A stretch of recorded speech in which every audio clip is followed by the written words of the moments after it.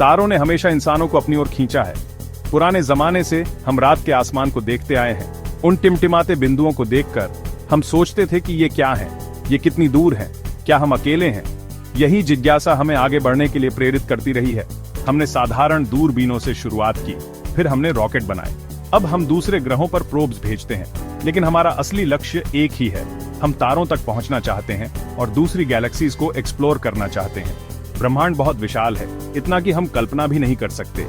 हमारी अपनी Galaxy milky वे में अरबों तारे हैं, और फिर भी ये ऑब्जर्वेबल यूनिवर्स में अरबों गैलेक्सीज में से सिर्फ एक है।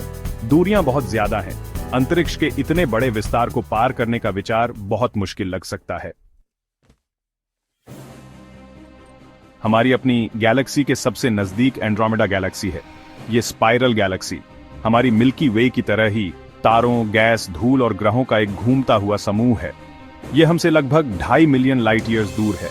इसका मतलब है कि प्रकाश, जो सबसे तेज गति से यात्रा करता है, उसे भी यात्रा करने में 2.5 मिलियन साल लगते हैं। इसे समझने के लिए कल्पना कीजिए कि आप प्रकाश की गति से यात्रा कर रहे हैं। आप 1 सेकंड के एक अंश में पृथ्वी को पार कर लेंगे। आप चंद्रमा तक कुछ ही मिनटों में पहुंच सकते हैं। यहां तक कि सूर्य तक की यात्रा भी सिर्फ 8 मिनट की होगी।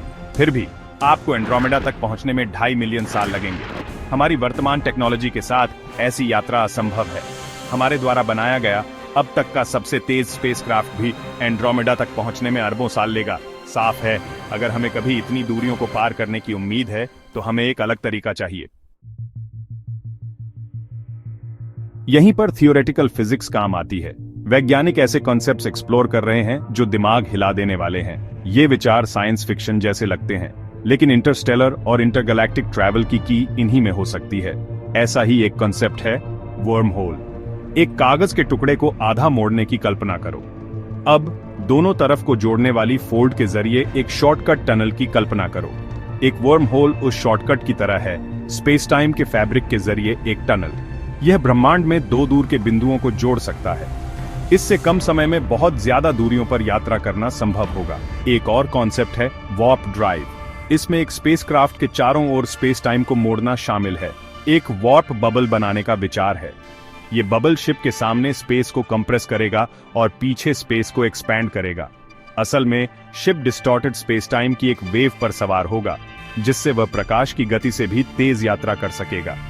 हालांकि ये कंसेप्ट्स अभी भी बहुत स्पेक्युलेटिव हैं, लेकिन ये स्पेस ट्रैवल के भविष्य की एक झलक दिखाते हैं। अगर हम इन थियोरेटिकल फिनोमेना की शक्ति का उपयोग कर सकते हैं, तो गैलेक्सीज के बीच की विशाल दूरियां एक दिन पार की जा सकेंगी। इंटरगैलेक्टिक ट्रैवल के संभावित फायदे बहुत ज्यादा हैं। नई दुनिया की खोज करने की कल्पना करो, शायद जीवन से भरपूर। हम एडवांस्ड एलियन सिविलाइजेशंस का सामना कर सकते हैं, जो ज्ञान और टेक्नोलॉजी में हमसे बहुत आगे हों। वैज्ञानिक खोज और सांस्कृतिक आदान प्रदान की संभावनाएं अनंत हैं। हालांकि ऐसी यात्राएं खतरों से भी भरी होंगी। इतनी दूरियों में बहुत बड़ी चुनौतियां होंगी। हमें प्रोपल्शन के नए तरीके विकसित करने होंगे, जो हमें हजारों या लाखों साल तक चलने वाली यात्राओं में बनाए रख सकें। अंतरिक्ष यात्रियों पर शारीरिक और मानसिक दबाव बहुत ज्यादा होगा। और फिर अनजान चीजें हैं। हमें नहीं पता कि अंतरिक्ष की गहराई में कौन से खतरे छिपे हो सकते हैं। हम hostile alien life forms, deadly cosmic phenomena या अप्रत्याशित टेक्नोलॉजिकल मुश्किलों का सामना कर सकते हैं। खतरे तो हैं, लेकिन एक्सप्लोरेशन के लिए इंसान की प्यास भी कम नहीं है। आप क्या सोचते हैं? क्या इंसानियत कभी दूसरी गैलेक्सी तक पहुंच पाएगी? क्या ये अगले 1000 सालों में होगा, या ये एक ऐसी यात्रा है जो हमेशा हमारी पहुंच से बाहर रहेगी?